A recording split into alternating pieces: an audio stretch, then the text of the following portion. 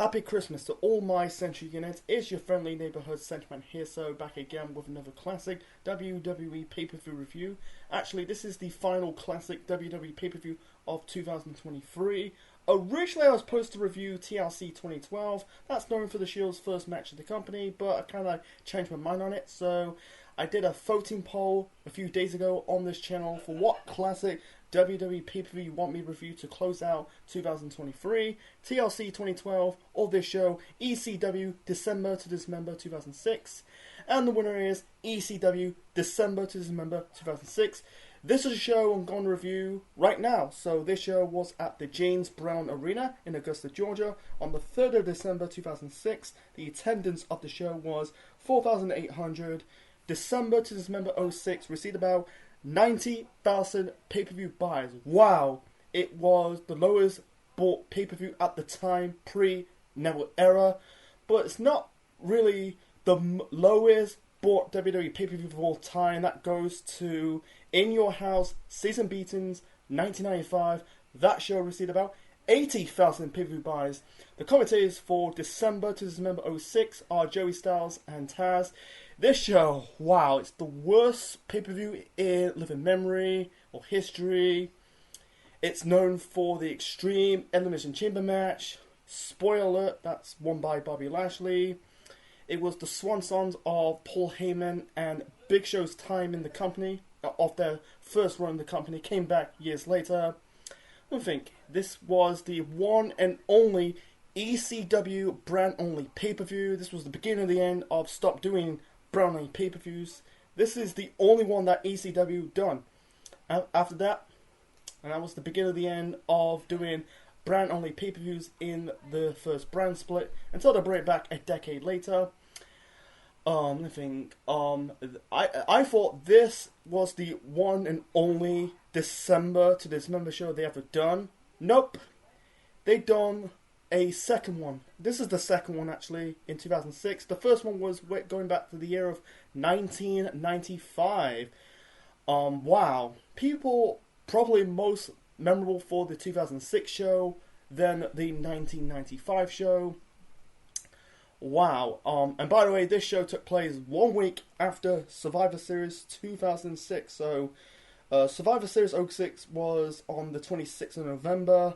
This show, like I said, was on the 3rd of December. So basically, you're spending a lot of money on pay-per-views if you're a wrestling fan at the time. So yeah, they spent a lot of money on Survivor Series 06 because it's one of the big four pay-per-view at the time of the year for the WWE. Certainly, you want to spend more money on a brand-only pay-per-view. But yeah, they buy this show December to December 06. And it's turned out to be a flop. By the way, 2 matches were announced. You know, there was no build to this. You know, it's 1 week after Survivor Series, 2 weeks before Armageddon. So yeah, like I said, it's beginning of the end of the brand only pay-per-views. I'll get to more of that in the end. So yeah, it's announcing 2 matches for this show. Anyway, you see the arm of the Sandman. I'll get to more of the Sandman later on. So anyway, because ECW was brought back as a third brand in the summer of 2006 after the success of The Rise and Fall of ECW, the DVD. WWE decided to bring ECW back as a tribute show. They did One Night Stand 2005. It was successful. Then they do it again in 2006. This time it was a launching up pad for ECW. Unfortunately, it was a bust, because the ECW talent was thin. They're on Sci-Fi, but they're not really hitting home at Sci-Fi. I think they're not doing well in the ratings, so it was... I'll explain more later on, but it was just like, yeah, on paper it looks good, but in reality the execution was off. Anyway, so the first match to kick off December to December 2006. This is a tag team match. This was basically no build to this. This was 1 or 2 matches was advertised in advance. Anyway, and this is this is a tag team match, like I said. The Hardys taking on MNM. MNM is Joey Mercury and Johnny Nitro, with Melina in the corner of Mercury and Nitro. So the Hardys were back together for the first time in 4 years. They were part of the Team DX versus Team Radio RKO at Survivor Series a week prior. So on the go-home episode of ECW, building up to this match on the pay-per-view, they did this open challenge for any tag team to challenge the Hardys at December to Dismember, and one tag team answer it was MNN, the return of MNN. And also another tag team also answered the Hardys challenge was BB James and Kip James of the Voodoo King Mafia in TNA. That would be good to see, but yeah, they won't be wrestling as the Voodoo King Mafia, as the James brothers. They'll probably enter the as Road Dogg Jesse James and Badass Billy Gunn. You imagine in a different Ultimate timeline, Hardys versus New Age Outlaws, two popular tag teams of the Attitude Era. But I think at this moment in time period, they did some kind of parody to DX. They were dressing up like Triple H and Shawn Michaels. Billy Gunn looks really ridiculous. He was wearing like it was a blonde wig. He's trying to match Shawn's hairdo from the 90s, I think the reason why I did that because Radio RKO did the same parody, with Edge and Randy Orton dressing up like Triple H and Randy Orton. That was during DX's feud with Radio RKO. Anyway, the match between the Hardys and MNM. This is technically you could say the best. Actually, you could say match. It's debatable. I say it's match of the night, but we'll get to the main event later on. But this was a really good match between the Hardys and MNN. This is MNN's first match back as a tag team because early in the year, MNN dropped the tag team titles to London and Kendrick at Judgment Day. Nitro and Mercury falling out. They had to argue, but it's a way to run off Mercury because he violated a witness policy. He was suspended for 30 days. Suddenly they brought him back for this match against the Hardys, and this was the start as MNN as a tag team. The announcers brought this is the one only match for both tag teams. The match was really good, it's back and forth between the Hardys and MNN.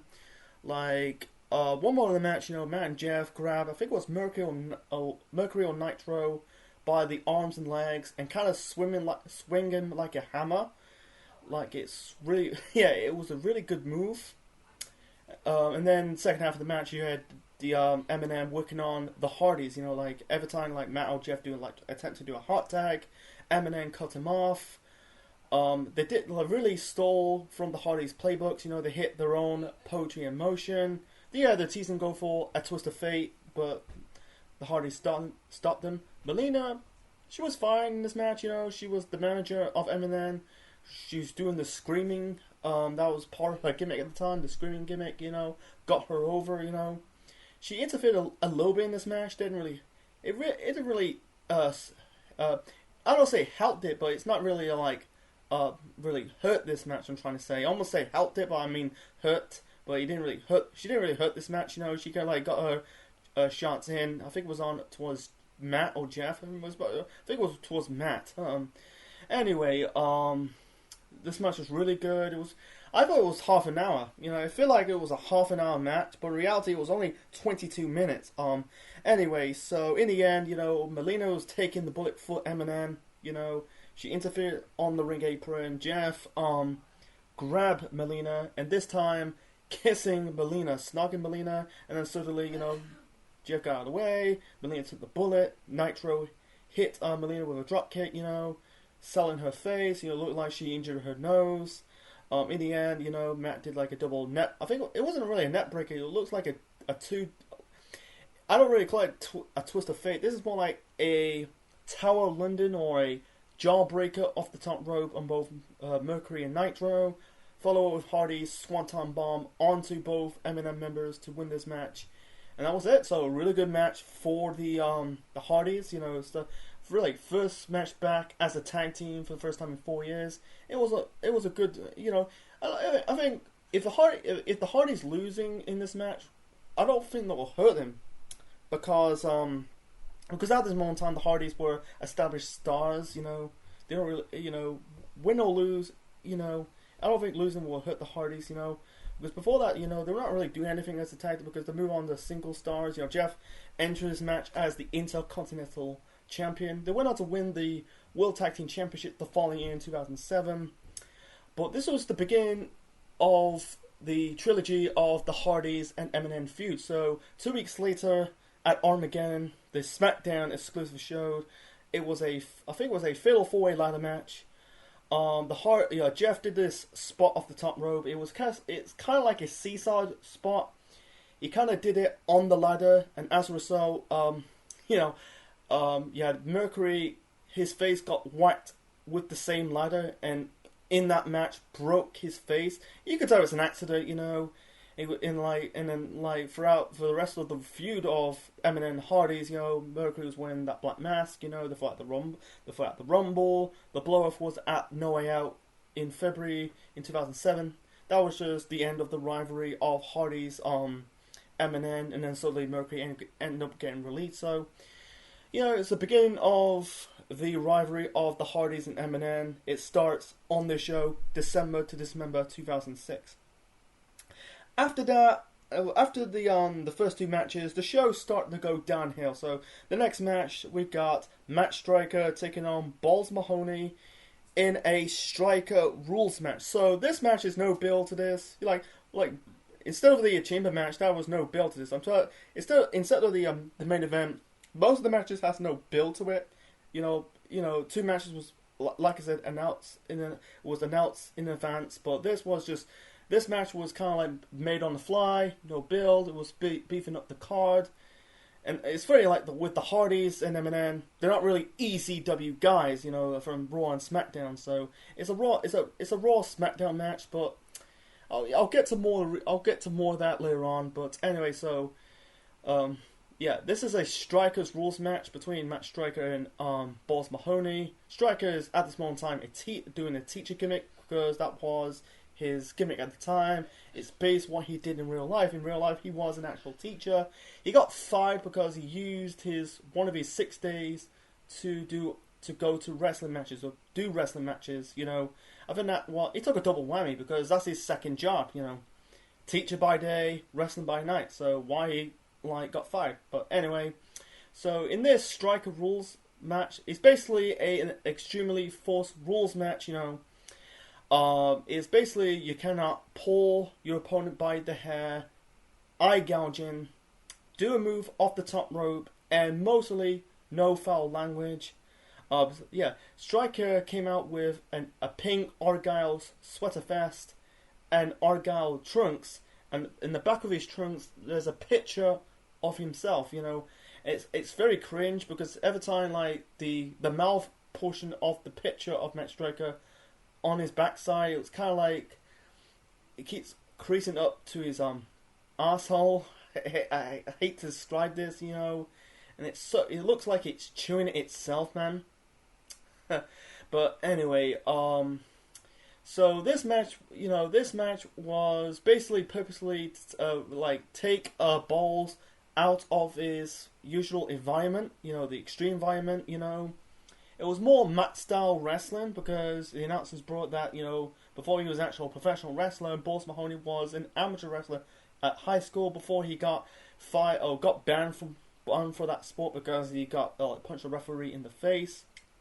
The fans, you could tell they get behind Balls Mahoney. They were chanting balls. Every time he did some punches on Matt Striker, it was chanting balls. Anyway, it was more technical style moves. The one funny part in this match, Balls did like a leapfrog, and then Matt Striker says, "Did you do leapfrog?" And Balls says, "Yep, I did a leapfrog." And Striker was looking at the fans. He says, "Did he actually done a leapfrog?" That's kind of funny. Balls locked Striker with a platinum armbar, and then the next few minutes of this match, you had Striker working on the arm of Balls Mahoney. Balls went through the middle portion of the corner of the ring post. Slammed his shoulder in the ring post, and then Striker working on the injured shoulder of Balls Mahoney, locked him in a Fujiwara armbar. In the end, Balls hit Striker with, what's it called, the Nutcracker sweep? It's basically a spine buster for the win. So, besides that, people over the years, before I saw this match, I'm doing this preparation for this review. I heard bad things about this, not just about this match, but the show. But this match, some people really bashed the fuck out of it. But I'm not saying this is a 4-star classic, an instant classic. But I think I got it the third best match of the night by default, because other matches on the show before we get to the main event went downhill. But it was a fun match of what it is. I think like Balls kind of like really thrive in this environment, doing the amateur style wrestling, that was kind of good, but yeah, it's nothing special, Balls got the victory, and that was it. So after this show went downhill. So the next match, this is a tag team match. We got Elijah Burke and Sylvester Takai taking on two members of the FBI. That's the Full-Blooded Italians, for short. Anyway, two members represent the FBI. We got Little Guido, aka Nunzio, and Tony Marmaluke with Trinity in the corner. Trinity's not Naomi, Jimmy Uso's wife. This is Stephanie Finocchio. Hard to pronounce her last name. Yeah, Finocchio. Sorry, I can't really pronounce her surname properly. So, she was in TNA for a bit, and then she ended up signing with the WWE. This time, in a developmental contract. She was in OVW for a bit before get called up to the main roster, part of ECW as the third brand. Anyway, before that, Elijah Burke cut a promo. Really saying like where animals arrive in heat. We're gonna lay the mark. Yeah, it was a bad promo. He'll get better when he was the Pope in TNA. Anyway, pointing over Sylvester Takai. He was an All-American champion, an MMA fighting machine. He was an MMA fighter before he became a professional wrestler. I'm talking about Sylvester Takai. Anyway, the match between Burke, Takai, Guido, and Marmaluke. This sucks, man. It felt like this is a squash match, but like FBI really got some offense, but it's more of 75% of Burke and Takai getting mostly of the offense. I think they should accomplish more as a squash match. The FBI, I think the way they're not getting up, the fans didn't give a shit. It was pitched. It was science pit. It was quiet. No one cares. FBI, I think they're just like 10, 11, 12 years past its best. It's just maybe Tommy Marmaluke and Guido, because at this moment in time, probably no Johnny Stromboli or Johnny the Bull. Big Guido's not around, JT Smith was gone. It was just like a shell of its former self. Anyway, trying to keep it short and simple. In the end, Elijah Burke hit Tommy Marmaluke with the Elijah Express. It's basically the stroke / the skull crushing finale for the win. And then in the end, Takai hit Guido with the Muscle Buster, and the fans were chanting TNA because the reason why the fans chanted TNA because Elijah Burke hit Jeff Jarrett's finisher, the stroke, and Takai hit Guido with the Muscle Buster, that is Samoa Joe's finisher. And also at this moment in time, TNA was in its heyday, was doing well for itself. 2006, 2007 was heyday, prime time TNA. So this was the beginning of the end of Sylvester Takai in WWE. This is his one and only pay-per-view appearance. He ended up getting released 1 month later for whatever reason. I don't think he filed a wellness policy. I don't know, he done something bad. He was on an undefeated streak at the time. Elijah Burke stayed around until he got released in November 2008. His final TV appearance was in May of 2008, but he got released in November of that year. He ended up going to TNA and became the Pope D'Angelo, and the rest is history. And also, as for Trinity, it's mostly wrestlers on this show appeared on the show and end up leaving the following year. Forgot to mention that, so let's move on to the next match. So the next match, we got Daivari with the Great Khali in his corner, taking on the elevator of violence, Tommy Dreamer. This match is just meh. just meh. You know, it was just a meh, blur type of match. Yeah, it's just, it's just like belong on an episode, not just an episode of ECW, but belong on Velocity or Heat. Try to keep it short and simple, folks. Before that, you had Daivari, cutting a promo in Arabic. It's a way to get some heat. No one understand, no one chanted the USA, because I think they were kind of bored about the show. The match was just, like I said, meh. Carly got himself ejected from ringside, pulling the ring apron and dumping Tommy Dreamer out. The referee kicked out Great Khali. Fans chanted, "You can't wrestle" towards the Great Khali. They were chanting, "We want hardcore," and "Fuck him up, Dreamer, fuck him up." Dreamer had some offense, got his comeback, it was a bit, kind of, like I said, mediocre. In the end, he was going for the DDT, but Daivari counted into a roll-up for the win. And afterwards, Dreamer chasing Daivari up to the stage. Then suddenly got attacked by the Great Khali. Khali did like a double arm chokeslam on. It was kind of like a chokeslam powerbomb combo onto Dreamer onto the stage. There's one fan shouted like, "This is not extreme. This is entertainment." It really sums up for the rest of the show. And more facts and research about this show. Before the show went on air, Tommy Dreamer and Stevie Richards wrestled a dark match on the show, and they really asked for their release, and the company refused to release Richards and Dreamer. Richards ended up leaving the company, ended up going to TNA as Dr. Stevie, but Dreamer stayed to the company until 2009, and he ended up going to TNA in 2010. So yeah, it's just like, it's really like they're really treating the original ECW guys like crap. I don't want to get into it. So, moving on to the next match. So the next match, we've got a mixed tag team match. You could say it's the third tag team match of the night. You had the Hardys, Eminem, Burke and Takai versus the FBI. This is a mixed tag team match. Kevin Thorne and Ariel taking on Mike Knox and Kelly Kelly. This is Kevin Futeg's first match back in his second run in the company. On his first run in the company, he wrestled as Mordecai. You could tell this anti-version of The Undertaker. He represents Christianity. Anyway, he got released. He came back. This time it's Kevin Thorne. He's a vampire.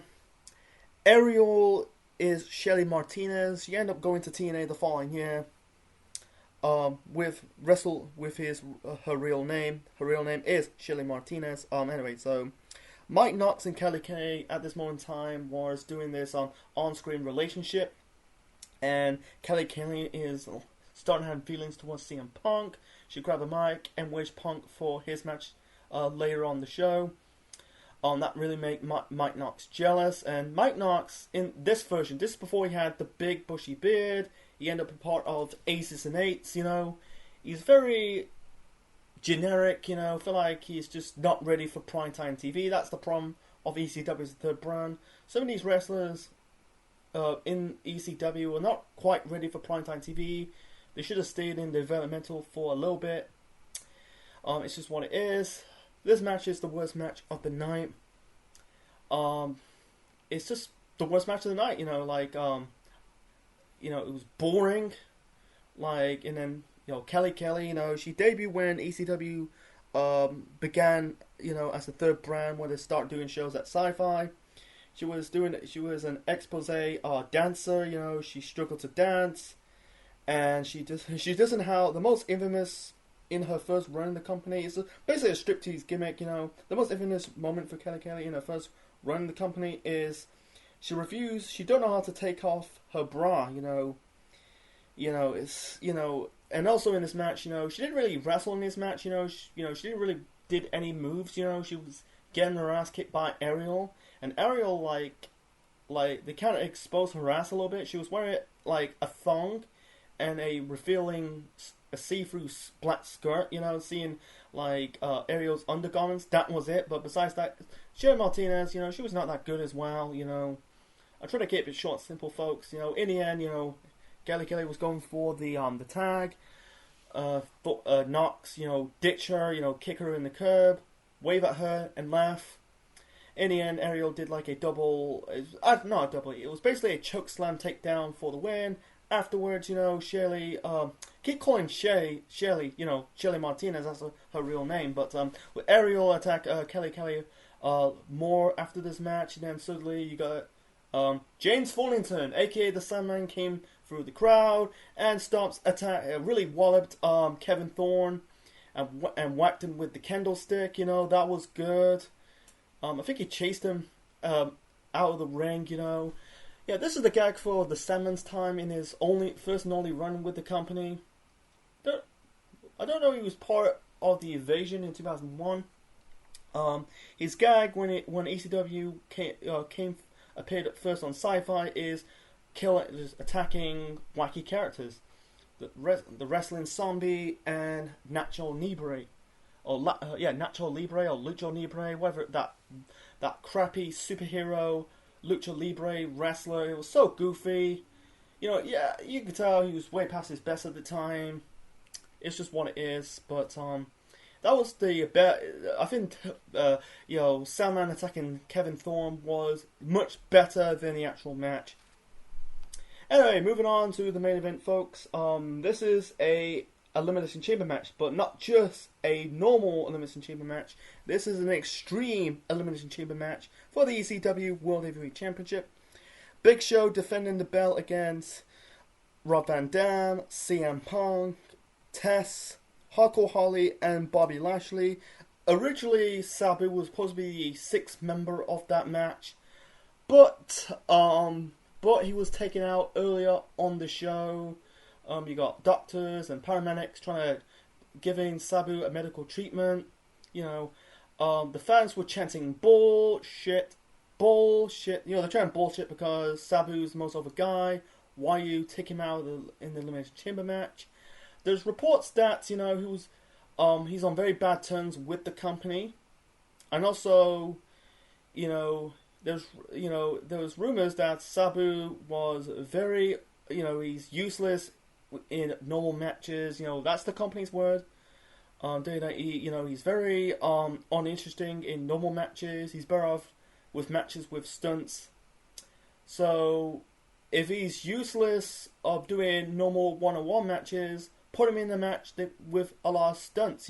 Why you take him out? And also there's rumors like Sabu is an uninteresting character. They basically bury the fuck out of Sabu. It's no wonder Sabu pieced out of the company the following year. Anyway, how we get there? So it happens in July. This was after One Night Stand 2006. RVD defeat John Cena for the WWE Championship. As a result, Paul Heyman really award RVD the ECW World Heavyweight Championship belt. So far, and now RVD is now the WWE and ECW World Champion. Unfortunately, his push was cut short on that same month in the month of July. Woo, woo, woo!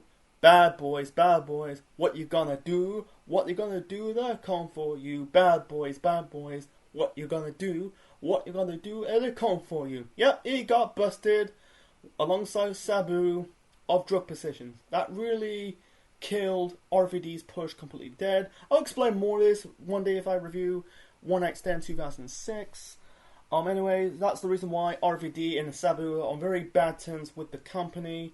As a result, RVD dropped the WWE title to Edge on Raw. I think it was on Raw. This was Raw after Vengeance. Then on the same week on ECW, RVD dropped the ECW title against the Big Show. Paul Heyman turned heel. Suddenly Heyman now had people dressed up in Riot Guard outfits. He's basically the Basham brothers in disguise in those Riot Guards uniforms. So yeah, it's a way to take the belt out of RVD. You speculation that RVD is doing the long quest to win back the ECW title. This is the one only time that RVD won the belt, because he never won the ECW title when in the original run of ECW. He won it when ECW just came back as a third brand. Anyway, so yeah, they did qualifying matches to be in this Elimination Chamber match. Anyway, Big Show, wow. They booked him dumbly as the ECW World Champion, but that infamous episode of ECW, I think it was on April or like somewhere in autumn of that year, he had the match against Batista. It was at the Hammerstyle Ballroom. Fans shitting on that match, chanting "change the channel." That led to WWE not doing ECW at the Hammerstyle Ballroom, and never came back. I think the next show they did a show at the Manhattan Center was Raw 25. That will be in 2018, 12 years later, I think. Don't quote me on that. So, anyway, so this match, and also I forgot to mention this is Test's first match back in the company. He injured his back or neck in the end of his first run of the company. He had a run in the Indies. Now he's all jacked up and juiced. They really dropped the ball of Test in his second run of the company. I'll get to more of that later on. His first run was a bit memorable because he's part of Tess and Albert, alongside Trish Stratus as the manager. He won mid-card belts in his first run in the company, and also he's part of the Alliance and the Un-Americans. Yeah, like I said, he won mid-card title belts. He won the Hardcore title, the European title. He was Intercontinental Champion. He was Tag Team Champion with Booker T twice. One for the WCW Tag Team Championships, and I think one of them is for the WWE Tag Team Championships. So, yeah, his first run was a bit memorable than his second run. I forgot to mention that. So, in the I think it was all four chambers. Yeah, all four pods of the chamber. You got weapons. You got one pod contained of a crowbar, a table, a chair, and a barbed wire bat. Anyway, this match was good. But the booking of the Extreme Elimination Chamber match was a bit dodgy. I'll get to more of that later on. But anyway, so CM Punk was the first one eliminated. Got eliminated by RVD. Before that, RVD won more of the match. He was trying to hit Punk with a fan Dominator, but Punk countered it into, I think it was a Famouser onto RVD onto the steel chair, and RVD was bleeding buckets, and then he kind of thrown him onto that corner with the chair wedged in the middle turnbuckle of that corner. People compare RVD as Porky Pig. That's another story another time. I don't want to talk about it. But anyway, he got eliminated by RVD. RVD hit the 5-star frog splash onto Punk to eliminate him. I'll get to more of the booking of the Elimination Chamber match, the original booking of the match, later on. The second person got eliminated was Test. Test eliminated Hardcore Holly with the big boot, And then RVD got eliminated third, one more of the match, RVD was about to do like a frog splash off one of the pods. Big Show grabbed RVD's leg. Test hit RVD with the chair, and throwed him off the pod. I think he kind of placed a chair on his face. I'm talking about RVD, by the way. Did a move off the top rope of one of the chamber pods. I think it was one with the Big Show on it. And then he hit it. And I'm really shocked how Test never broke his leg by impact. Test is a big guy. He's 6'6", 6'7". Anyway, and it felt like how RVD never broke his face. But anyway, RVD got eliminated. After that, the crowd died. They did not give a shit because RVD and CM Punk are the most really logic guys to win this chamber match.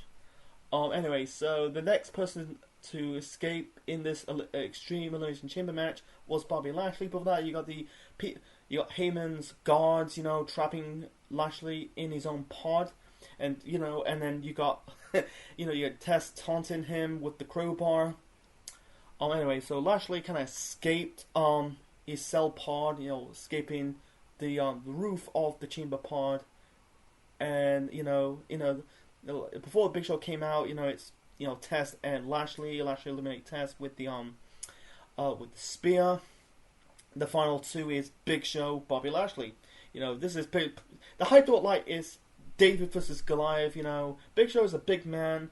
Lashley's also a big man, but he's a medium-sized man because Lashley's about 6'2", 6'3". Not believable. I'll get to more of that later on off the booking.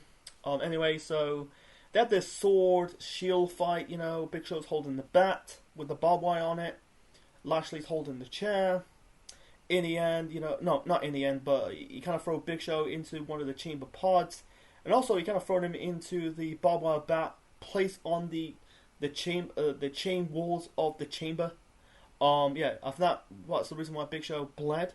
He bled a little bit in this match, Anyway, so in the end, Lashley hit the spear onto the Big Show to win this match. Lashley become the ECW champion for the first time, first of 2 ECW titles that he won in his first run of the career.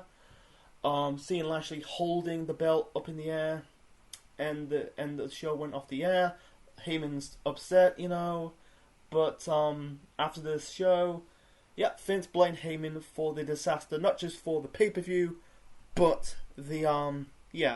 for ECW as a third brand, because they're not doing well in the Sci-Fi Network. I think they're plummeting on the network side. I don't know what they get in the network side. Probably 1 minute. Not probably like TNA numbers. I'm not really 100% sure on it. But anyway, the next, he was pissed off. Vince blamed this on Paul Heyman. The day after the pay-per-view, I think it's Vince, Heyman, and probably Stephanie, they kind of like all clash heads of the pay-per-view. It was a production meeting. So Vince basically sent Heyman home. He kind of removed him from the creative team of ECW. And that was the end of Heyman's time in the WWE for 6 years until he came back in 2012, managing Brock Lesnar, managing CM Punk when he was the WWE champion, Curtis Axel, Ryback, Cesaro. Recently he's now managing Roman Reigns, the reigning defended, undisputed WWE Universal Champion. He's part of the Bloodline. That was the end of Paul Heyman. Heyman's plan. This is the original booking of this Elimination Chamber match. You can find out Wikipedia. Heyman's idea, his idea to have CM Punk winning the Elimination Chamber match and having Big Show tap out. Because at the time Big Show was overweight. He's gassed, he's bloated, he's very close to death. Punk's idea to have Punk tapping out the Big Show. Because Big Show was heading out, Big Show agreed to do that, but Vince totally against the whole idea of CM Punk, because Punk is basically the rising star of that brand. Because it's not believable, but it could be believable if they stick to the original idea to have Punk making Big Show tap out with the Anaconda Vice. Anyway, so it really hurt Punk in his first 2 or 3 years running the company. I think the revival of him was in 2009. It's a slow build until we get to that, that pinnacle when he was WWE champion in 2011, 5 years later. So, anyway, so the fans were chanting, "We want refunds," bullshit. I think they got cheated. Paul Heyman was gone. Big Show was gone. He had one. As for the Big Show, man, he had one more match. It'll be the following ECW show after December to Dismember. Had the rematch against Bobby Lashley for the ECW title. Then he took a break from professional wrestling for about 2 years. Came back at No Way Out in 2008, confronting Floyd Mayweather to set up his match with Mayweather at WrestleMania 24. A show I reviewed earlier this year. Go and check it out. Anyway, as for Bobby Lashley, his first run in the company, it's really the best of times and the worst of times for Bobby Lashley in WWE. He ended up feuding with Test the following month of the Royal Rumble, then feud with the McMahons in the spring. He was part of the Battle of the Billionaires match at WrestleMania 23, fighting against Umaga. Then feud with the McMahons in the spring, summertime of that year. Losing the ECW title to Fins, winning the belt back. He ended up faking the title because he went to Raw. Had that one WWE title match against John Cena at the Great American Bash in July. Then he left. He injured his shoulder on a match on Raw. And then he left the following year. He not left the following year, but he left in January of 2008. Bounced around in TNA and AAA and MMA. Come back to TNA. Got that monster push in his second run of the company. Came back to the WWE. Kind of slow. The stuff with losing to Roman Reigns. You know, he was supposed to face Brock at SummerSlam. You know, the stuff with Sami Zayn with Bobby's sister segments. The stuff with Leo Rush. The storyline with Lana. I think, like, in that 2020, 2021 period was the best, you know, part of the Hurt Business. He was US champion, WWE champion. Now, recently, he's now doing, he was now doing stuff with the Street Profits, you know. You could say Hurt Business 2.0, but in his first run, it was too much too soon. You know, he was a bit undeveloped yet. He's another one. He's not ready for primetime TV. You know, like he was US champion in his first run of the company, never caught fire. You know, it's just what it is, man. But you know, it's funny, like, you know, it's the best of times, the worst time for Bobby Lashley, man. But it just sums up the rest of the show, man. So, my overall rating of ECW's December to Dismember 2006 is a 3 out of 10. Yeah, this is the worst pay-per-view of living memory, but I don't call it the worst pay-per-view of all time. Been worse shows before and after. Wow, it was poorly executed. The roster is so piss-poor and very thin. I'll get to the bad shortly. The good, you know, I like the opener, Hardys vs. Eminem. This is me. The Striker Rules match between Matt Striker and Balls Mahoney. It was good. I don't really call it like an instant classic, you know. It was a passable match, you know. After the first two matches of this show, yeah, it really gone downhill, you know. And also the chamber match in the main event was fun. But the booking of the Extreme Elimination Chamber match, you know, it was just like head scratching, you know. It's basically fuck you to the fans, you know. You know, you thought CM Punk's going to win it. He doesn't. RVD, you thought he's going to win it. And he doesn't, you know. It's just Vince's wet dream to put the belt on Bobby Lashley. It's just what it is, you know. The timing was wrong because, like I said, this show took place a week after Survivor Series, you know. If you're spending a lot of money on Survivor Series, you know, of 2006, you know, like I said, it's one of the big 4 pay-per-views of the year, and you're spending a lot of money on a brand-only pay-per-view, you got a guarantee you got to have a good brand-only pay-per-view. But unfortunately, on this show, the fans got cheated, you know. I done my research, you know, on how many pay-per-views that WWE produced in the year 2006. 18 pay-per-views, and they did 2 pay-per-views in 1 year. They're doing them right now in the recent WWE landscape, but I don't want to get into it. But you know, yeah, they got cheated. You know, it's too much pay-per-views. You know, like I said, this is the one and only ECW brand exclusive pay-per-view, and also this is the beginning and the end of doing brand only pay-per-views of the first brand split. I think this show overall kind of killed the concept, but yeah, I think this was the beginning of the end of ECW as a third brand. So, hope you enjoyed my review of ECW's December to Dismember 2006. What is your thoughts on that show? Leave your thoughts in the comment section below. Smash the like button, click the like, click the bell, subscribe to the Central Man Network on YouTube, be part of the Central Unit for more wrestling videos and more. Next time, we're in the month of January, and it's Royal Rumble season, folks, you know. I'm going to do like a voting poll for what classic Royal Rumble show you want me to review to kick off the 2024 Royal Rumble season. That will be next time. That'll be in January, folks. Stay tuned.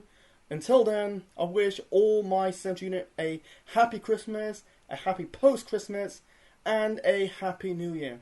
This is the Central Man officially signing out. Check you later.